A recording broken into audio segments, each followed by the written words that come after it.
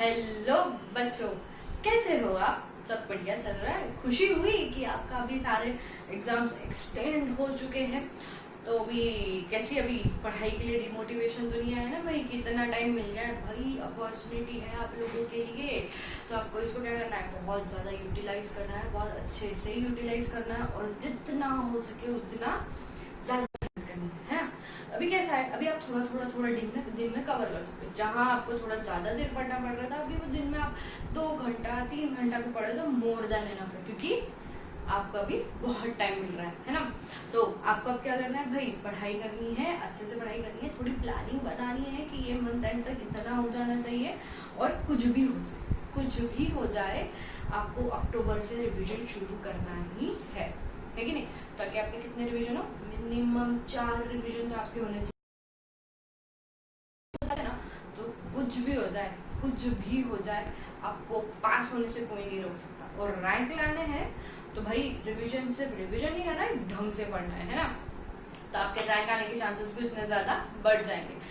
तो वैसे हमने कम्युनिकेशन चालू करते समय क्या बात की थी कि आपको क्या करना है, आपको सारा कम्युनिकेशन का एक कम्युनिकेशन के बुक में एक सेपरेट लिस्ट बनानी है, इकाई की सिनोनिम्स की। बना रहे हो ना, काम में आएंगी भाई। बोल नहीं सकते कब कहाँ से क्या क्वेश्चन पूछे जाए, तो आपको थोड़ा उसके लिए प्रिपेयर होना है। अब तो बढ़ चुका है तो भाई चांसेस है कि थोड़े अच्छे सिनोनिम्स पूछ ले। अब तक तो ऐसे था कि बुक में है उसमें मैक्सिमम ध्यान देना है, बट नहीं भाई, अभी उसे बुक में नहीं, पूरे पोर्शन में आपको जितने नए वर्ड्स मिलेंगे हर एक के बारे में आपको पढ़ना है, हर एक का मीनिंग आपको याद रखना है ना। तो चलिए अब हम फाइनली क्या करते हैं, हम हमारे टॉपिक को आगे बढ़ाते हैं और हम आज हमारा कंसेप्ट ऑफ बिजनेस को थोड़ा सा कम्युनिकेशन को रिवाइज कर लेंगे और फिर हम आज नए टॉपिक पे जाएंगे, है ना। तो कंसेप्ट ऑफ कम्युनिकेशन हमने पहले पढ़ा था। हमने क्या पढ़ा था? कंसेप्ट ऑफ कम्युनिकेशन क्या है? Concept of communication is exchange of information between 2 और मोर इंडिविजुअल्स। फिर हमने कुछ 4 डेफिनेशन देखे थे। किस किस के थे वो? हडसन के थे। हडसन ने बोला था, हडसन ने सिर्फ इतना ही बोला था कि क्या बोला था हडसन ने कि भाई इंफॉर्मेशन किसी को कन्वे करना है ना, from one person to another. फिर सेकेंड कॉन्ट्स एंड ओनिल ने बोला था कि भाई सिर्फ इसे ही नहीं बोलते कि कम्युनिकेशन हो जाता है जब ट्रांसफर ऑफ इंफॉर्मेशन हो जाती है भाई, बट अगर तुमने कम्युनिकेट किया बट सामने वाले ने कोई रिस्पॉन्स ही नहीं दिया ना, तो भी उसको क्या बोलोगे आप? कम्युनिकेशन ही बोलोगे। देन थर्ड, जॉर्ज टेरी ने थोड़ा सा इंफॉर्मेशन, जो आप इंफॉर्मेशन शेयर कर रहे हो उसको थोड़ा डिटेल में बताया था और उसे बोला गया था facts, ideas, opinion and emotions. Facts, ideas, opinion और इमोशंस है जो आप एक खुद से किसी और पर्सन को शेयर करते हो, है ना। तो उसको क्या बोलोगे आप? कम्युनिकेशन ही बोलोगे। देन फोर्थ हमारे एलिन लुइस ने थोड़ी डिटेल में और बताया था कि कम्युनिकेशन क्या होता है। उन्होंने बोला था भाई किसी के दिमाग में, किसी को आपको कुछ समझाना है, अंडरस्टैंड करवाना है, अपनी फीलिंग्स जतानी है और आपको उसे समझाना है कि आप कैसे फील कर रहे हो, तो उसको भी क्या बोला जाएगा? कम्युनिकेशन ही बोला जाएगा। फिर हमने कम्युनिकेशन में देखा था कि प्रोसेस है। कैसा प्रोसेस है? इट्स अ 2 वे प्रोसेस, है ना। फिर देन उसके बाद में हमने एक सेकंड इंपॉर्टेंट फीचर उसका पढ़ा था। क्या था उसका सेकंड इंपॉर्टेंट फीचर क्या था भाई? बताओ आया सबको? तो चलो मैं बता देती हूँ। उसका सेकंड इंपॉर्टेंट फीचर ये था कि आप जो कम्युनिकेट कर रहे हो सामने वाले के दिमाग में अच्छी तरीके से फिट हो जाए, यानी रिसीवर को आपका जो भी इंफॉर्मेशन है वो समझ में आ जाए। तो in short, information should be understood by the receiver. फिर हमने वेराइटीज ऑफ कम्युनिकेशन देखे थे कि कैसे कम्युनिकेशन चेंज होते हैं। तो हमने देखा भाई communication is a dynamic. Then ये तो हो गया बेसिक कंसेप्ट के बारे में। देन हमने देखा था कि बिजनेस कम्युनिकेशन क्या होता है, बिजनेस कम्युनिकेशन क्या है। तो हमने देखा था कि जो ना ई कॉमर्स से रिलेटेड है, ई कॉमर्स से रिलेटेड अगर कोई बिजनेस ट्रांजैक्शन के बारे में बात हो रही है और जिसके पीछे इंटेंशन क्या है भाई, प्रॉफिट कमाना है, कोई इंटेंशन है, कोई प्रॉफिट का गेन होना कोई इंटेंशन है, कोई गेन्स होना इंटेंशन है, तो उसको हम बोलेंगे business communication. In short business से रिलेटेड जब हम बातें करेंगे तो उसे हम बोलते हैं बिजनेस कम्युनिकेशन। फिर उसमें हमने देखा था कि बिजनेस कम्युनिकेशन में 2 टाइप है जो बहुत इंपॉर्टेंट है, जो है listening and speaking and writing. ये this two type of communication are very important in business communication. अगर ये दो आपके बहुत तगड़े हैं तो आपका प्रमोशन नक्की है। तो आपको क्या किसमें इसमें अपने किसमें खुद को डेवलप करना है, राइटिंग और स्पीकिंग में आपको खुद को डेवलप करना है। देन हमने कुछ फीचर्स ऑफ कम्युनिकेशन पढ़े थे। जो हमारा पहला फीचर था वो तो वही था पुराना वाला, it's a two way process. क्या था? टू वे प्रोसेस, हमने पहले ही पढ़ लिया था। देन द सेकेंड था इट्स ऑन गोइंग प्रोसेस। कैसा प्रोसेस है ये? ऑन गोइंग, चलता रहता है, रुकता है क्या? नहीं। मतलब हमारा बर्थ, हमने जन्म लिया तब जब से हमारी डेथ होती है तब तक हम किसी न किसी बहाने कम्युनिकेट करते ही रहते हैं। Communication is the essence of our life. And हम ये भी बोल सकते हैं कि कम्युनिकेशन क्या है? It's an art. It's an art है भाई, सबको आता नहीं है कम्युनिकेट करना, तो इट्स एन आर्ट। हर एक से आता नहीं है, आपको सीखना होता है। और जिसके पास ये चीज़ होती है वो बहुत बहुत अच्छी तरीके से खुद का इन्फ्लुएंस लोगों पे कर सकता है। तो it's an ongoing process. Then third क्या है? It consist not only of facts but of ideas and emotions too. ये तो हमने पहले ही पढ़ लिया था। किधर मैम पढ़ा था भाई? हमें किसने बोला था? हमें जॉर्ज टेरी ने बोला था डेफिनेशन में कि क्या है ये, सिर्फ फैक्ट्स नहीं होते भाई, इसमें आइडियाज इमोशंस भी होते हैं। देन जो फोर्थ है इट्स अ डायनामिक प्रोसेस, पढ़ लिया हमने। Then fifth it's a goal oriented process. कुछ ना कुछ गोल होता है किसी से कम्युनिकेट करने के पीछे, कुछ ना कुछ रीजन से ही हम कम्युनिकेट करते हैं, बिना रीजन से हम कम्युनिकेट नहीं करते। भाई तेरी याद आ रही थी इसलिए सोच लिया कॉल करूं, तो हमें याद आ रही थी, हमें हमारे फीलिंग्स जताने थे इसलिए हमने कॉल किया, तो क्या हुआ? वो भी कम्युनिकेशन ही, आपका पर्पस था, गोल था आपका कम्युनिकेट करने के पीछे। तो ये इसलिए कम्युनिकेशन क्या है? गोल ओरिएंटेड प्रोसेस ही है। Then it's an interdisciplinary science. यहाँ पे 3 साइंस के बारे में बात की गई थी, anthropology, psychology and social and political science. इन तीनों से हमें कम्युनिकेशन बहुत अच्छी तरीके से सुधार सकते हो, हम सामने वाले को रीड कर सकते हो। इसकी जानकारी हमें कौन देता है? कम्युनिकेशन देता है। इन सबकी जानकारी हमें कहाँ से मिलेगी? कम्युनिकेशन के थ्रू हम इनकी जानकारी निकाल सकते हैं क्या? यस, हम ये निकाल सकते हैं। तो ये 3 साइंस कम्युनिकेट करते समय बहुत काम में आती है। आपको साइकोलॉजी सामने वाले की समझनी होती है, भाई वो कितना अंडरस्टैंडिंग है उसका, उसकी समझ कितनी है, जो आप बोल रहे हो क्या वो समझ पा रहा है। आपको शशि तहूर नहीं बनना है और आप ऐसे बोलते रहोगे तो लोगों को आपने क्या बोला वो समझ में ही नहीं आएगा। तो इसलिए आपको एक नॉर्मल लैंग्वेज में, मतलब सामने वाले की साइकोलॉजी को समझ के आपको क्या करना है? आपको अपना कम्युनिकेशन कंप्लीट करना है। देन एंथ्रोपोलॉजी, सामने वाले की बॉडी लैंग्वेज को देख के, भाई अगर इंसान डरे हुआ है तो पहले उसे हम क्या करेंगे?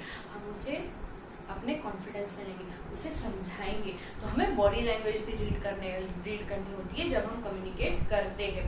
Then third is social and political science. अब डिपेंड करता है, बाबा बीजेपी वाला जो बीजेपी प्रो है यानी भक्त जिसे बोला जाता है, अगर आप उन लोगों के बारे में, उनके सामने अगर आपने मोदी जी के लिए कुछ बुरा बोल दिया तो वो तो सुन के नहीं लेंगे। तो आपको पॉलिटिक्स को भी ध्यान में रखना होता है। तो आपको ये सारी चीजें क्या है, कहीं ना कहीं समझ के ही कम्युनिकेट करना होता है ना?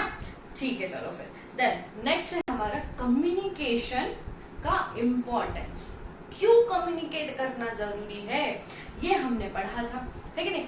तो हमने ये कम्युनिकेशन क्यों जरूरी है पढ़ा था, बिकॉज क्योंकि अगर हमारे बिजनेस को हमें बढ़ाना है, और एक्चुअली अभी बिजनेस इतने बढ़ चुके हैं तो इसके लिए हमें कम्युनिकेशन पे ग्रास्प होना बहुत जरूरी है। Because our business have all the business in the world are increasing or rather they have increased।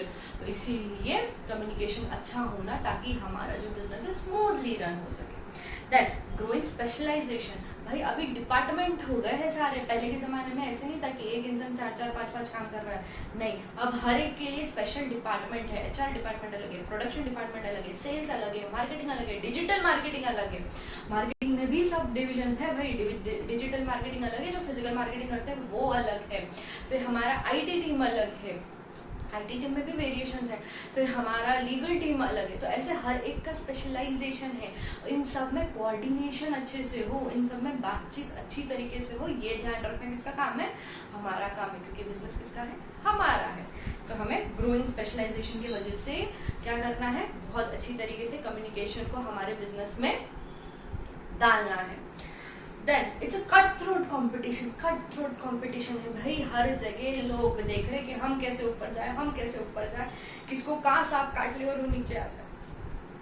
Snake and ladder का गेम चल रहा है, सबको ऊपर जाना है, सबको 100 पे पहुंचना है। तो इसके लिए क्या है, हमें भी उतना ही स्ट्रॉन्ग बनना होगा। हम स्ट्रॉन्ग कैसे बन सकते हैं, हमारी मार्केटिंग बहुत अच्छे से होनी चाहिए, हमारा पॉजिटिव इम्पैक्ट हमारे कस्टमर्स पे पड़ना चाहिए। और इसके लिए हमने एक मैकडी का एग्जांपल देखा था।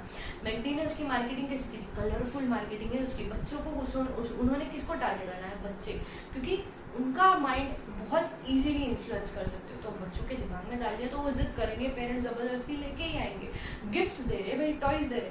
तो this is a kind of marketing जहाँ से उन्होंने अपने कस्टमर्स को गेन किए, प्लस उनका प्राइस भी बहुत कम था। तो ये सारी चीजें देख के लोगों को क्या लगा रही है, अच्छी थी कंपनी, जाते हैं उधर। बट वही KFC ना चल पाई, KFC ना टिक पाई। अब उन्होंने बहुत से चेंजेस लेके आए, बट जब नई आई थी तब उनका ऐसे नहीं हुआ था। ऐसे काफ़ी सारे कंपनी हैं जिन्होंने अपना मार्केटिंग बहुत सही किया, जिन्होंने लोगों को अपने लिए इन्फ्लुएंस किया, प्लस उन्होंने अपने प्रोडक्ट को भी अच्छा रखने की कोशिश की। एक है हमारे मैगी जी, तो बाद में उन पे केस वेस हुई, but Maggi was the most, अभी भी है actually, Maggi is the most consumed food in India. 2 minute Maggi, किसी को भी पूछो, हॉस्टल में जाओ तो आपको हर रात एक इंसान मैगी खाते हुए दिखेगा। तो इनका मार्केटिंग ही वैसे उस तरीके का था कि लोग उसको यूज करते ही रहे। आप देखिए मैगी के अलावा कोई और कंपनी है क्या जो टिक पा रही है मार्केट में, बहुत मुश्किल से। यिप्पी नूडल्स है, इंडियन ब्रांड है, बट लोग प्रेफर नहीं करते, उनको अभी भी कौन सी ब्रांड चाहिए, मैगी चाहिए। तो ये सारी चीजें क्या दिखाती है कि भाई कटथ्रोट कंपटीशन कितना तगड़ा है। लोग ऐसे कोशिश कर रहे कि कैसे हम ऊपर जाए। और ऊपर कैसे जाओगे, आपका जब लोगों को आप दिखाओगे कि आप कितने अच्छे हो, तभी आप ऊपर जा पाओगे। आपको खुद की डिमांड क्रिएट करनी होगी, तो इसलिए cutthroat competition. Then trade union management क्या है भाई, जो यूनियन है, यानी हमारे जो लेबर्स है, हमारा जो वर्क फोर्स है, उनका भी यूनियन बन गया, जो पहले नहीं हुआ करता था। इसलिए अब उनके साथ भी हमें बहुत पोलाइटली कम्युनिकेट करना होगा, बहुत अच्छी तरीके से कम्युनिकेट करना होगा। उनको उनका लेवल ऑफ अंडरस्टैंडिंग को समझ के ही कम्युनिकेट करना होगा। कहीं ना कहीं हमें उनकी डिमांड्स को एक्सेप्ट करना ही पड़ेगा, क्योंकि अगर हमने ये नहीं किया तो क्या होगा, हमारा बिजनेस ज़्यादा दिन नहीं टिक पाएगा। Then next is human relation में क्या है, HR है, HR जी के काम क्या है भाई, जो कंपनी के लोग हैं उनमें पीस रहे, उनमें बातचीत चलती रहे, ज्यादा कहीं झगड़े ना हो। देन पब्लिक रिलेशन क्या है, बाहर वालों के साथ, हमारी कंपनी के अंदर नहीं, जो बाहर के लोग हैं उनके साथ हमारा रिलेशन अच्छा रहे। Then the last is personal asset. क्या है भाई, इंपॉर्टेंस क्या है कम्युनिकेशन का, ये तुम्हारा पर्सनल एसेट है जो तुमसे कोई और नहीं लेके जा सकता। ये सिर्फ तुम्हारा है और कोई और इसको हाथ भी नहीं लगा सकता। अगर तुम्हारे पास कम्युनिकेशन अच्छा है तो किसी की मजाल तुमसे वो छीन के ले जाए, नहीं लेके जा सकते। तो इसलिए ये क्या है, आपका पर्सनल एसेट है। तो ये कुछ था हमारा रिवीजन, हमने इतना सब कुछ किया था पिछले 2 लेक्चर में। सिंपल था, इजी था, छोटे से में हो गए, फटाफट रिवीजन हो गया, ठीक है ना। तो करोगे क्या मैम, प्लीज बच्चों एक बार जाकर रीड कर लो। बहुत बोलती हूँ, आपको बोर हो गया होगा, बट प्लीज रीड करो, ठीक है, रीड करो। अब हम आगे बढ़ते हैं और देखते हैं हमारा next part of the topic, जो है कम्युनिकेशन कैसे करना चाहिए, यानी कि उसका प्रोसेस क्या है। हमें क्या देखना है भाई, प्रोसेस ऑफ कम्युनिकेशन, ठीक है ना। हमें क्या देखना है, प्रोसेस ऑफ कम्युनिकेशन। तो जो प्रोसेस ऑफ कम्युनिकेशन है ना, बड़ा ही सिंपल है, बहुत ही आसान है, बहुत ही इजी है, बहुत ही क्या बोलेंगे, हमने अब तक उसके बारे में बहुत कुछ पढ़ चुके हैं, बहुत कुछ हम लोग पढ़ चुके हैं, बस हमें उसे प्रॉपरली सॉर्ट करके रखें ना। अब चलो मैं आपको एक बात पूछती हूँ, आपको एक क्वेश्चन पूछती हूँ, क्योंकि अभी हम बिजनेस कम्युनिकेशन में पढ़ रहे हैं, तो मैं आपको एक बिजनेस कम्युनिकेशन से रिलेटेड क्वेश्चन पूछती हूँ। नहीं, पहले हम डेली लाइफ से रिलेटेड क्वेश्चन ले लेते हैं, फिर हम बिजनेस कम्युनिकेशन पे जाते हैं, है ना। तो चलो, अभी मैंने आपको एक बोल दिया कि आपको ना आपके मॉम डैड को एक बात कन्वे करनी है कि पापा मैं फेल, जस्ट इन केस कोई भी नहीं हो, आई नो आप लोग हो भी नहीं सकते, बट जस्ट इन केस आपको ये बताना है कि डैड ना मुझे बहुत कम मार्क्स है, चलो फेल नहीं, बहुत कम मार्क्स है, बहुत कम मार्क्स है कि बता ही नहीं सकता। और किस में? 11th 12th में बहुत कम है, बोर्ड में बहुत कम परसेंटेज है, पापा सिर्फ 45 परसेंटेज है, पास हो गए लेकिन सिर्फ 45 परसेंटेज है, बट ना 45 भले ही 45 है, बट मेरा ना विश है कि मैं CS करूँ और मैं कर सकता हूँ, मेरे को पता है। आपको ये बात आपके डैड को बतानी है और मॉम दोनों को बतानी है। अब आप किस तरीके से बताओ, आप क्या क्या सोचोगे, आपकी थिंकिंग प्रोसेस क्या रहेगी जब आप ये सारी बातें अपने मॉम डैड को बताना चाहते हो, तब आपकी थिंकिंग प्रोसेस क्या रहेगी, तब आप क्या क्या सोचोगे कि क्या करना चाहिए क्या नहीं करना चाहिए, सोचोगे ना?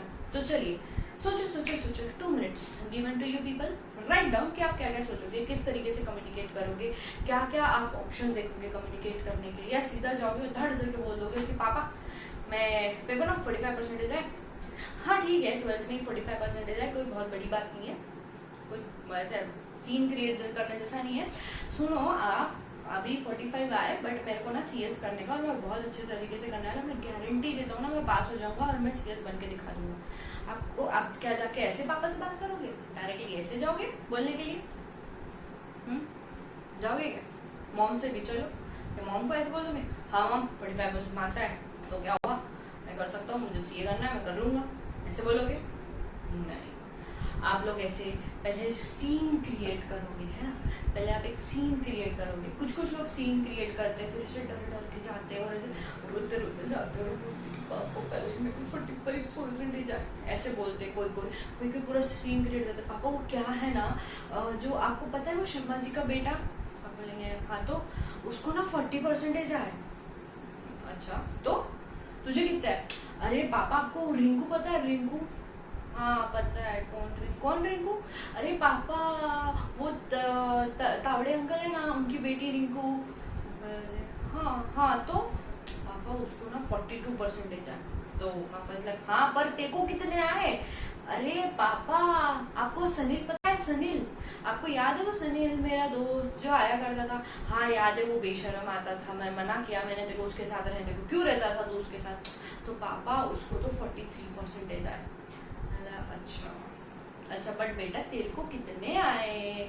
अरे पापा सुनो तो, पहले अच्छा बोल, अरे तो श्रीकांत पता है आपको? पहले हाँ पता है, याद नहीं आ रहा है, पता नहीं कौन बेटा है, कौन है ये श्रीकांत, क्या मेरे को क्या करना है? अरे पापा वो आपका फ्रेंड नहीं है क्या? उनसा फ्रेंड? अरे वो अंकल, उनसे अंकल, वो वर्मा अंकल, अरे भाई 2 वर्मा है मेरे पास। अरे पापा वो दूसरे वाले जिनका बेटा है, अरे एक वर्मा का तो आउट ऑफ इंडिया चला गया ना, एक वर्मा का इंडिया में ही है। अच्छा हाँ तो उसका क्या, उसी का बेटा है श्रीकांत? अच्छा तो पापा वो फेल हो गया। हाँ अच्छा बट बेटा वेट, तेरे को कितने आए? फिर आप बोले देखो पापा सबके ना मार्क्स बहुत कम आए हैं, पता है कि इतने कम मार्क्स आए, लोग रैंक लाते थे वो भी फेल हो गए, तो आप मेरे से कितने ही एक्सपेक्ट कर रहे हो? मेरे को ना सिर्फ मेरे को सब में लेकिन सबसे ज्यादा आया, मेरे को 45 आए।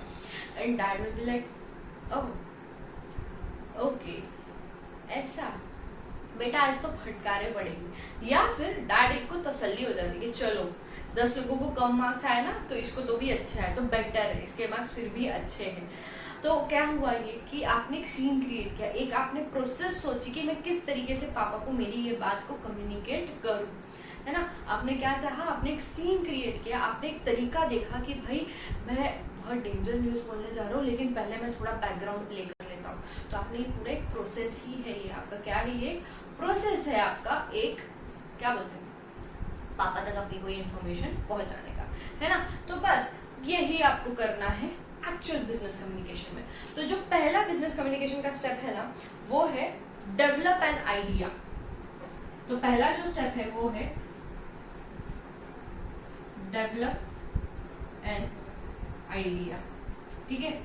ये आपको सबसे पहला काम करना है, यानी कि पहले तो सोच लो तुम्हारा गोल क्या है, तुम्हें क्या बताना है, तुम क्या बताना चाहते हो, तुम्हारा आइडिया क्या है।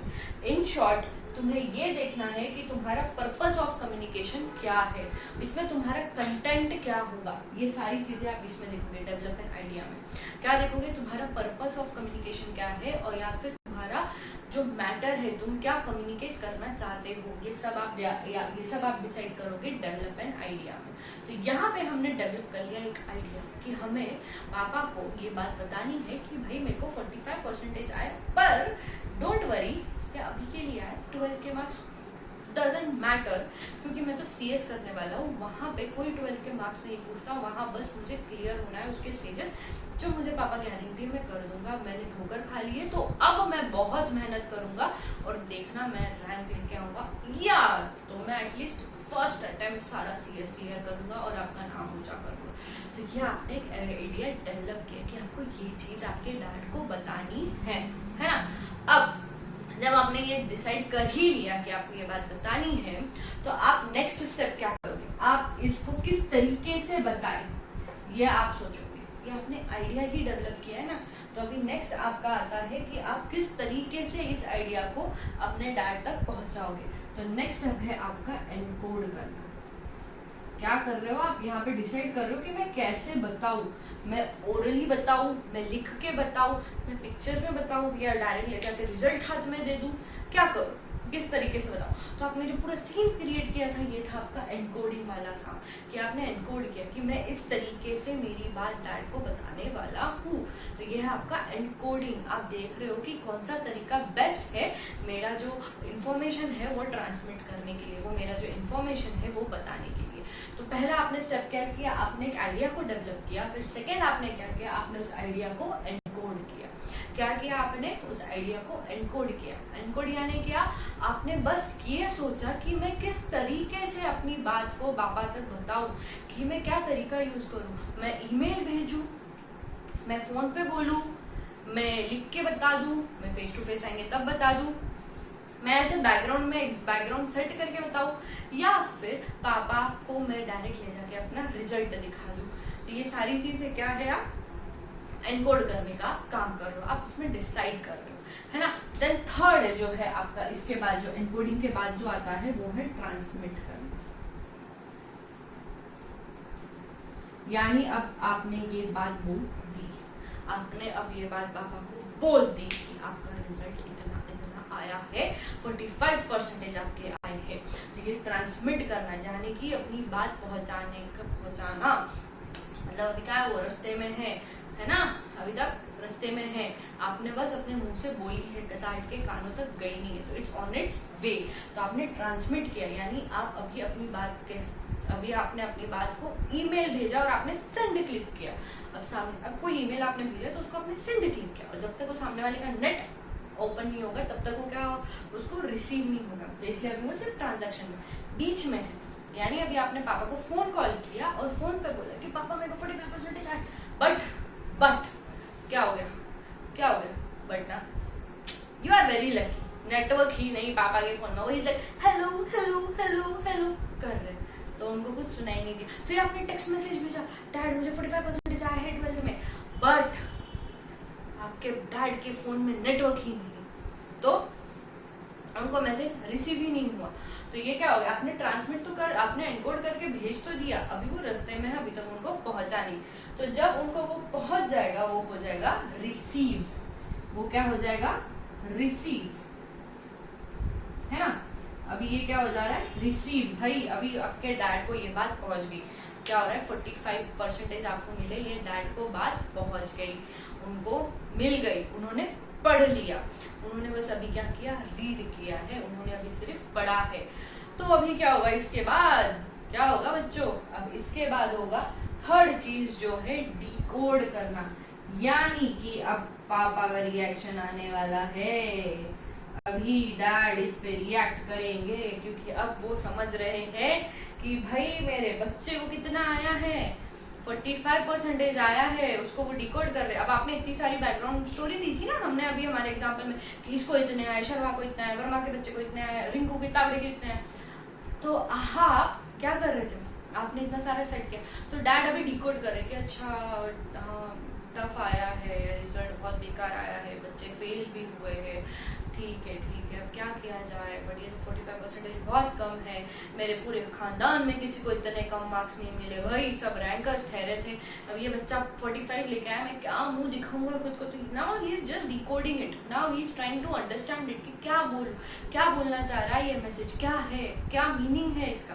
तो दिस इज व्हाट, जब आप कुछ चीज समझना चाह रहे हो तो वो होता है डिकोड। जैसे आपका कोई फ्रेंड है, आपको मैसेज भेज दिया, आपको मैसेज भेजने के बाद अब वो डिकोड होना शुरू हो रहा है। डिकोड करते समय ना कोई गलती नहीं होनी चाहिए, है ना।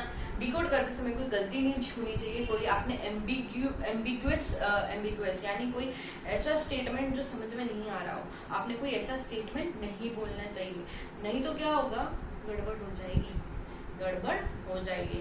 यानी कि समझो आपने बोला I saw a man on the hill with telescope, I saw a man on the hill with telescope. अब देखो ये एम्बिगुअस स्टेटमेंट हो गया। आप जो बोलना चाह रहे थे, क्या बोलना चाह रहे हो पता नहीं, आपको क्या बोलना है, देखो आपको क्या बोलना है, आपको बोलना है कि मैंने ना एक हिल पे एक बंदे को देखा, मैंने एक टेलीस्कोप से एक बंदे को हिल पे देखा, मैंने टेलीस्कोप लगाया, हिल पे देखा और देखा कि वहाँ एक बंदा खड़ा है। आपको ये बोलना है, पर आपने सेंटेंस यूज किया I saw a man on the hill with a telescope. यहाँ पे दो मीनिंग निकल सकते हैं, बहुत चांसेस है दो मीनिंग निकलने के। तो आपको ये चीज का ध्यान रखना है कि आपने कोई एम्बिगुअस स्टेटमेंट ना बोला, नहीं तो वो एनकोडिंग जो है ना वो गलत हो सकती है। और आपको एक और चीज याद रखनी है कि सामने वाले की अंडरस्टैंडिंग कैसी है, आपको उस हिसाब से अपनी जो बात है पहुंचानी है। आपको शशि तरूर बनने की जरूरत है क्या भाई? नहीं, सामने वाला जिस तरीके का जो लैंग्वेज समझता है आपको उसी लैंग्वेज में बोलना है और उसी तरीके से आपको उसको समझाना है। उसकी अंडरस्टैंडिंग जितनी है ना उतनी ही आपको, उतना ही लेवल का आपका बोलना होना चाहिए, उतने ही लेवल का आपका इंफॉर्मेशन आपने उसे देना चाहिए, उसको हाई फंडू इंफॉर्मेशन नहीं देनी है। अगर आप अभी आपके डैड समझो साइंटिस्ट है, आप सब वो कॉमर्स, आप वो कॉमर्स में, अब पापा आगे आपको साइंस की बातें बोल रहे हो, कुछ समझ में आनी है क्या? बिल्कुल भी नहीं आनी। तो डैड के साथ आपका जो कन्वर्सेशन हुआ वो क्या हुआ? खराब, कुछ काम का नहीं हुआ, यूजलेस हो गया। तो आपका जो एनकोडिंग था वो नहीं हो पाया because you were not able to understand what he was saying. तो आपको ये वो क्या बोल रहे हैं ये समझना बहुत ज़्यादा ज़रूरी हो जाता है। देयरफॉर योर एनकोडिंग के टाइम पे इस सेंटर को ये ध्यान में रखना होता है कि उसने मैसेज इस तरीके का भेजा है कि सामने वाला उसको सही तरीके से वो जो चाहता है वही इंटरप्रिटेशन उसका निकले, कोई और इंटरप्रिटेशन उसका ना निकले, यानी कोई एम्बिगुअस स्टेटमेंट ना हो। जो वो बोलना चाहता है वैसा ही उसको उतनी ही सरल तरीके से उसको समझाना है, उतनी ही सरल तरीके से उसको वो बात को अपने रिसीवर तक पहुंचानी है। तो ये हो गया आपका एनकोड। अब एनकोड के बाद आता है फीडबैक।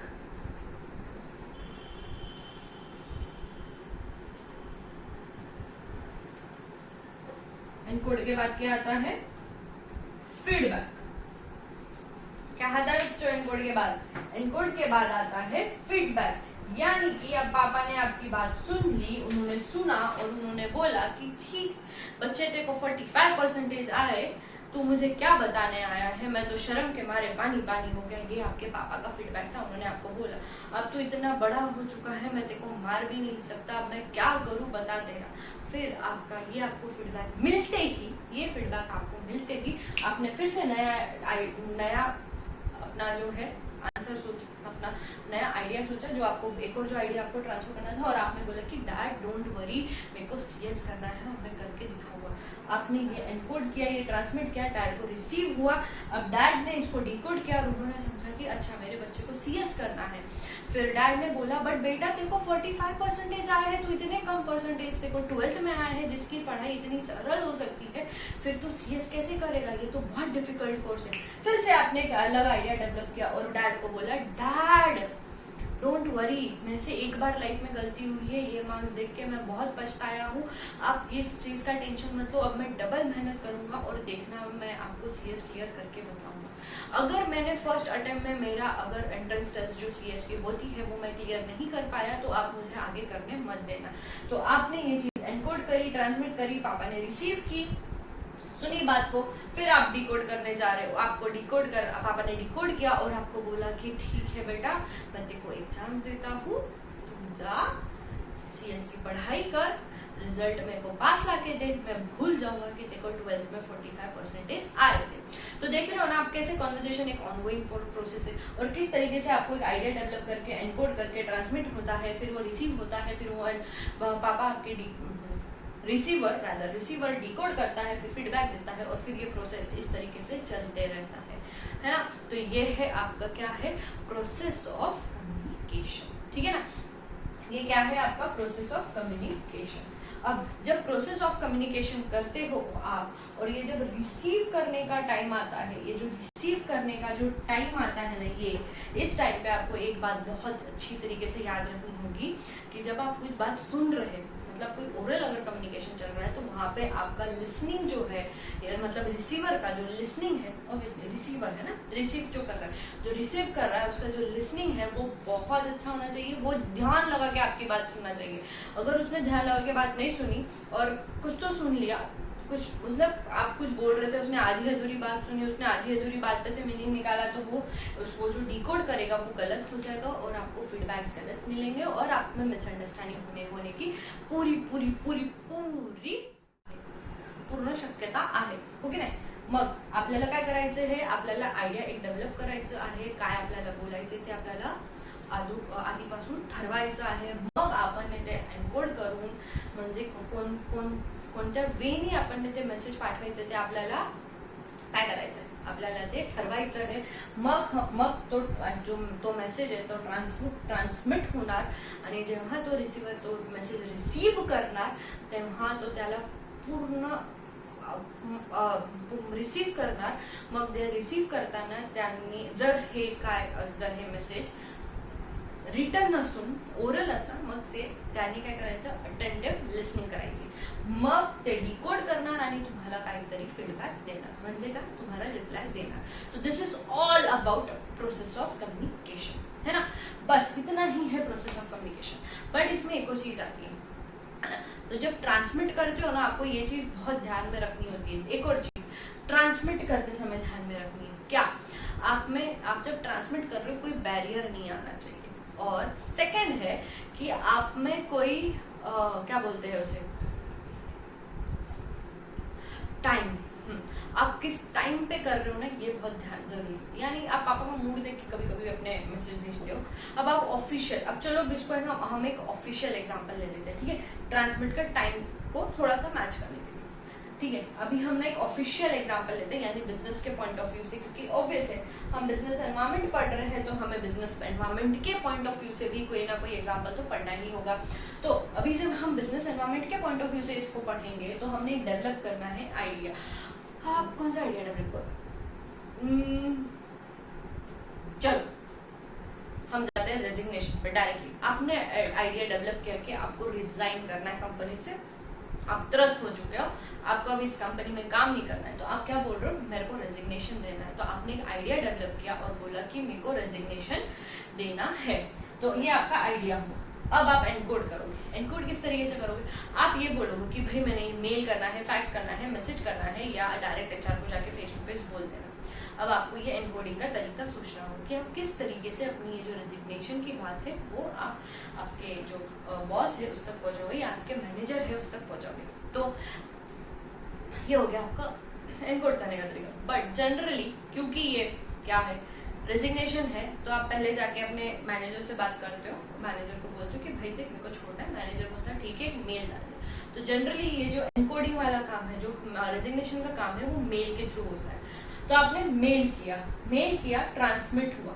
बट अब आपको मेल करते समय ये चीज याद रखनी है कि आपको टाइम का ध्यान रखना है कि आप कब मेल कर रहे हैं। ऐसा नहीं कि आप रात के 11 बजे मेल कर रहे हो कि भाई मैं रेजिग्नेशन दे रहा हूँ, भाई ये बहुत गलत बात है, अनप्रोफेशनलिज्म बोला जाता है इसे। आपको ऑफिस आवर्स में ही ये सारे काम करने होंगे, तो आपको टाइमिंग का ध्यान रखना है। प्लस आपको देखना है कि आपके मैसेज में, आपका मेल में कोई बैरियर ना हो। यानी ट्रांसमिट करते समय आपने मेल करते समय आपने कोई गलत, आपने जो मैनेजर का आईडी है वो गलत ना डाला हो, यानी आपने सही आईडी डाला हो।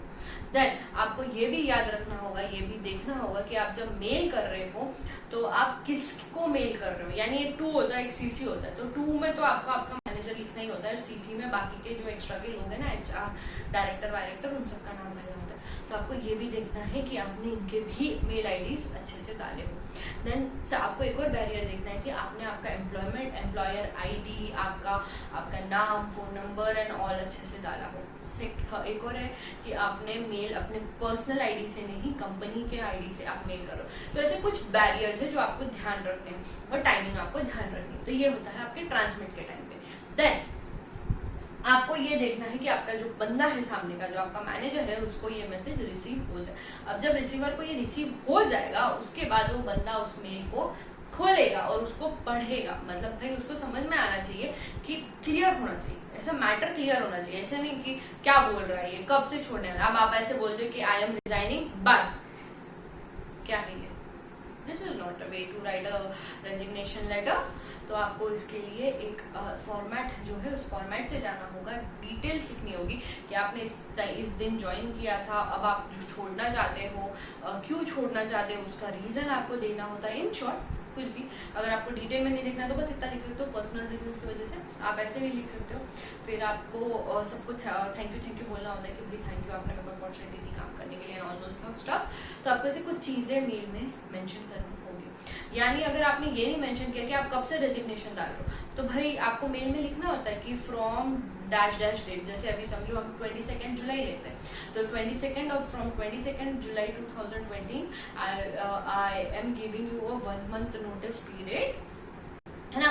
आई am resigning, I am giving you by resignation letter and I am resigning from my post and so and so. तो आपको ये पूरी डिटेल देनी होती है कि आप किसके अंडर काम कर रहे थे, आपकी पोस्ट क्या थी, आप किस डेट पे अपना रेजिग्नेशन दे रहे हो। तो मतलब अब इस डेट से 1 month को कंसिडर किया जाएगा। तो आपको ये डिटेल्स देनी होती है। अगर आपने डिटेल्स नहीं दी तो सामने वाला पढ़ते समय बेचारा कंफ्यूज हो जाएगा ना, तो वो कुछ और एनकोड कर लेगा। यानी अब वो बोलेगा कि ये भाई ये क्या है। वो तो आपका आके पहला रिप्लाई ये देंगे, अरे भाई तेरे को मेल करने नहीं आता है क्या, तू पहले लिख तो कब से छोड़ रहा है, क्या कंसिडर करूं मैं, तू कब से छोड़ रहा है। तो आपको ये सारी डिटेल्स उसमें मेल में देनी होगी, तभी सामने वाला बंदा उसको सही तरीके से एनकोड कर पाएगा। देन ऑब्वियसली वो डिकोड करेगा, वो डिकोड कर पाएगा।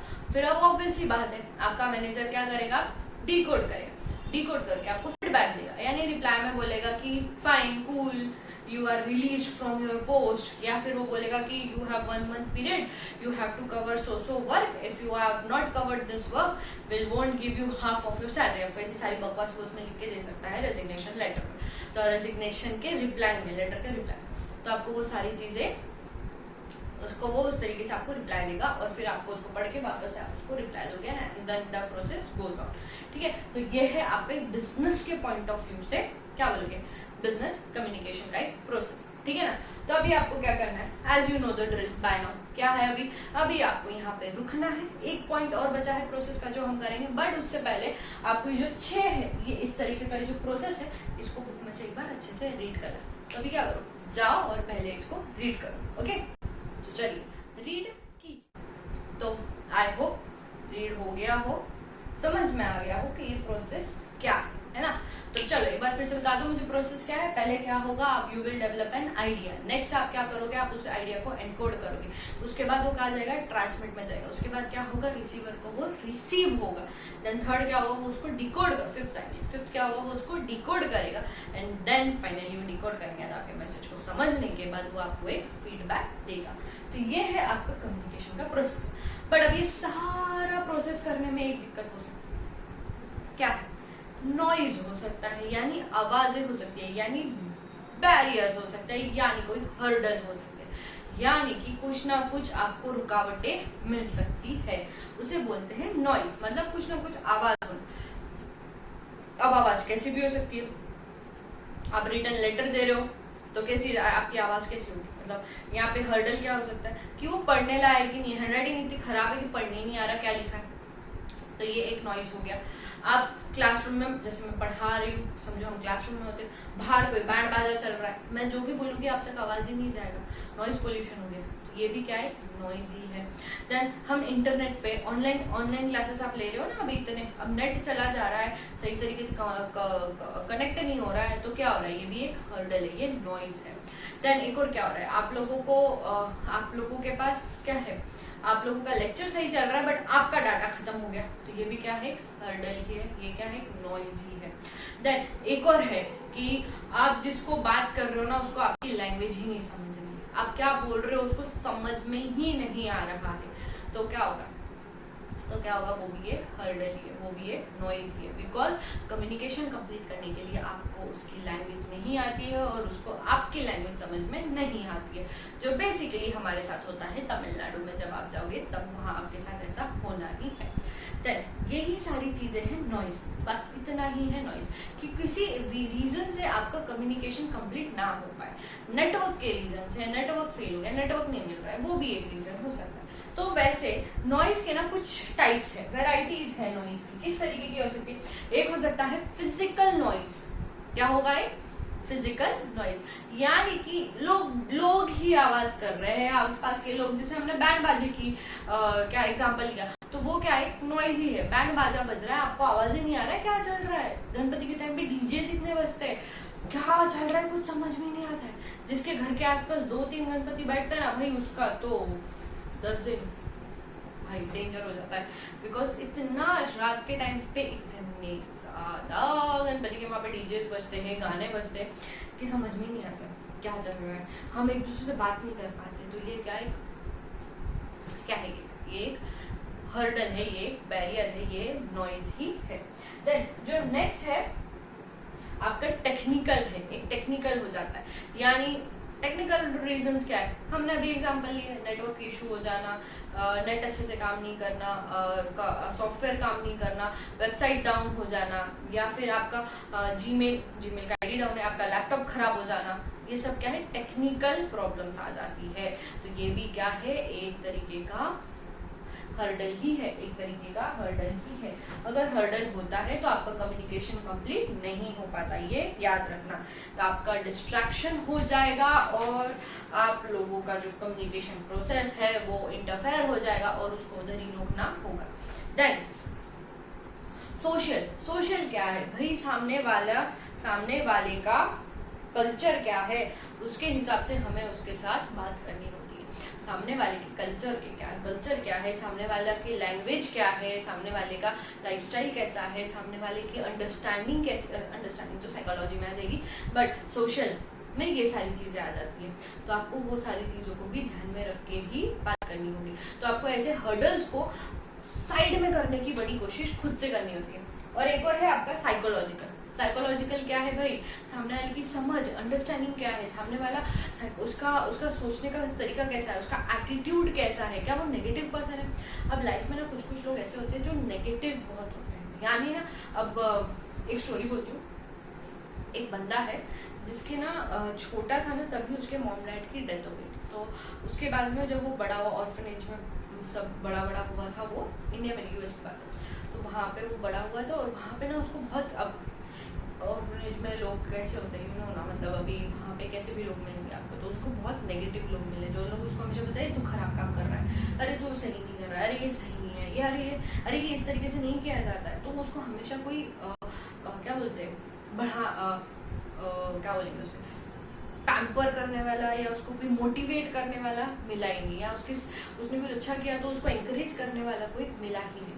तो फिर बाद में कॉलेज में उसको एक बंदी मिली, एंड दोनों रिलेशन में एंड ऑल, एंड बंदी was totally opposite to her, totally, मतलब वो फुल ऑफ लाइफ, एकदम पॉजिटिव इंसान, हंसते रहने का एकदम चिल इंसान थी वो। And this person was always opposite. उसको किसी ने अगर कॉम्प्लीमेंट दिया ना तो भी he takes it into negative, because बचपन में उसका ऐसे हो गया था कि भाई मैं कुछ अच्छा करता ही नहीं हुआ, मेरे को कोई अच्छा बोल रहा है तो मतलब मे बी वो टॉन्ट मार रहा है मेरे को, मतलब उसका ऐसे हो गया था। और ये बंदी वैसे बिल्कुल नहीं थी। Then this person got into habit of this कि अब उसको कोई अच्छा भी बोले ना तो वो उल्टा ही सोचता है कि भाई ये अभी फेंक रहा है, इसको कुछ मेरे से काम चाहिए इसलिए इन्होंने ऐसे बोल रहा है, मतलब उसका थिंकिंग ही वैसा हो गया।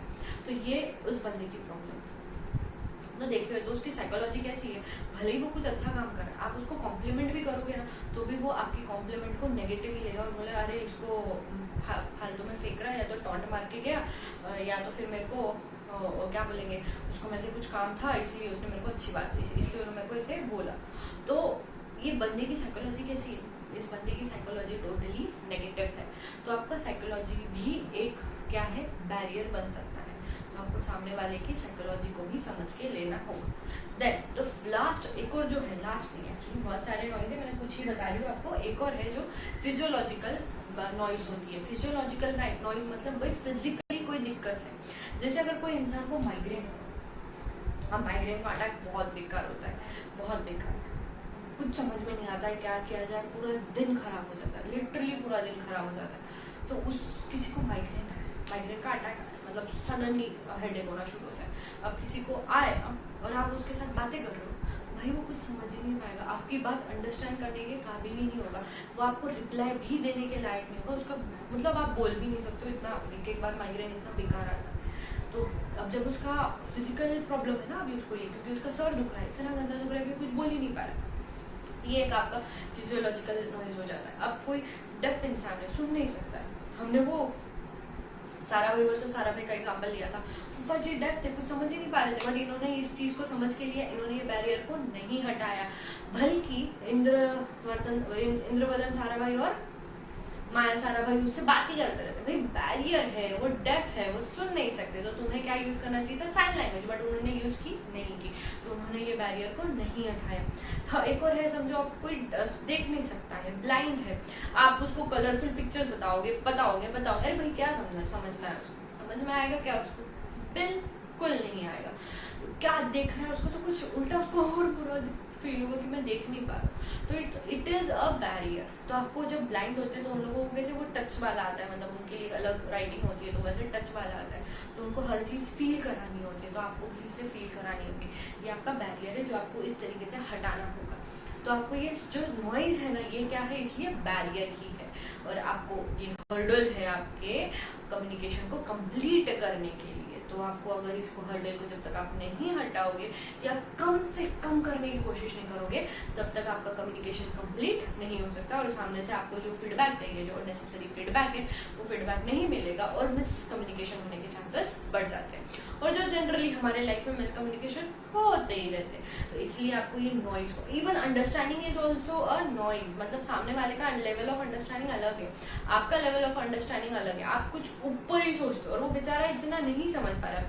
छोटे भाई को आप आपके बताओ 1 + 1 2 है, ये समझ सकता है वो, बट वो 19 डिवाइडेड बाय समथिंग नहीं समझ सकता, एंड 19 तो कांट बी डिवाइडेड ऑल्सो, तो आप वो समझ ही नहीं सकता ये चीज़, डिवीजन क्या है, आप उसको डिवीजन करने को बोलोगे, तो वही कम्युनिकेशन कंप्लीट नहीं हो पाएगा, बिकॉज उसके अंडरस्टैंडिंग ही नहीं है।